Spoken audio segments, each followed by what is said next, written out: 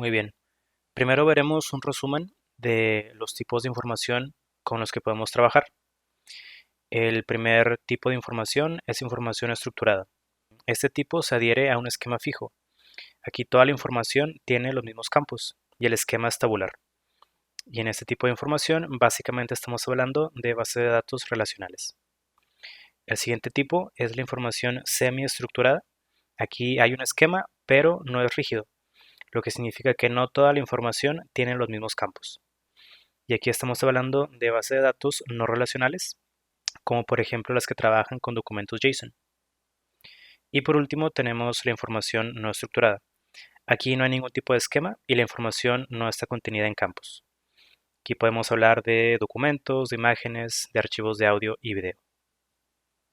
Así que en este curso nos enfocaremos en la información estructurada. Y en la información estructurada trabajamos con tablas. En una tabla todos los registros o las filas tienen la misma cantidad de columnas. Aquí un pequeño ejemplo de una tabla persona con 3 columnas y 3 registros. Ahora, cada columna en la tabla está definida por un tipo de dato. En nuestro ejemplo de la tabla persona tenemos a nuestras 3 columnas, cuyo nombre es ID, nombre y edad, y su tipo puede ser para ID, un tipo entero, para el nombre un varchar. Varchar en base de datos implica básicamente trabajar con cadenas de caracteres de cierto tamaño, y la columna de la edad, que va a ser también un tipo entero. Entonces, cada columna en nuestras tablas tiene que tener un tipo de dato. En las tablas trabajamos con llaves.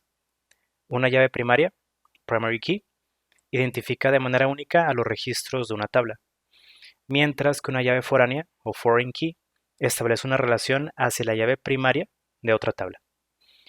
Volviendo al ejemplo de nuestra tabla persona, vamos a agregarle una columna más, que es país, que es tipo entero.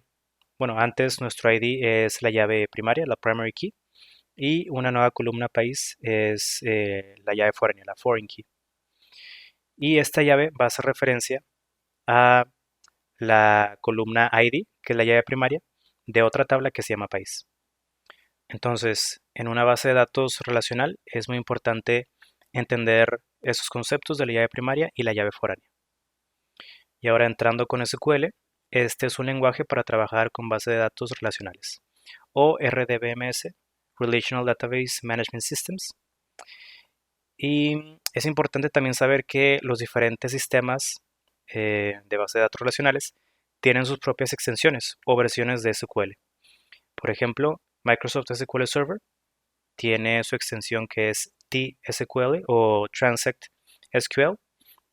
Oracle, por su parte, tiene su extensión PLSQL y PostgreSQL tiene la extensión PGSQL. Hay más sistemas que también tienen sus propias extensiones, pero estos son algunos de los más populares. Ahora, estas extensiones implican que cada sistema va a agregar tanto funciones como algunas cuestiones también de estructura al lenguaje SQL, pero muchas de las cuestiones básicas en cuanto a los comandos de SQL son similares o son las mismas en los diferentes sistemas de base de datos relacionales. En este curso trabajaremos con Transact SQL. Y los comandos básicos de SQL entran en las siguientes categorías. Tenemos primero los comandos DDL o Data Definition Language. Estos son para definir objetos en la base de datos. Pueden ser tanto una base de datos misma como tablas y elementos de una base de datos, así como usuarios también. En los comandos tenemos create para crear objetos, alter para modificarlos y drop para eliminarlos. La siguiente categoría es DML, Data Manipulation Language. Estos son comandos para obtener y manipular información.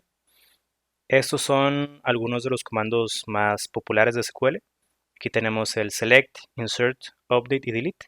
Select es para obtener información, insert para agregar información, update para modificarla y delete para eliminarla. Entonces, los comandos DDL tienen que ver con objetos en la base de datos, mientras que los comandos DML tienen que ver con la información dentro de una base de datos. Y la última categoría es DCL, Data Control Language. Esta tiene que ver con la administración de los permisos de seguridad para usuarios en la base de datos. Una vez que creamos usuarios en la base de datos, podemos administrar sus permisos con algunos comandos como grant, revoke y deny.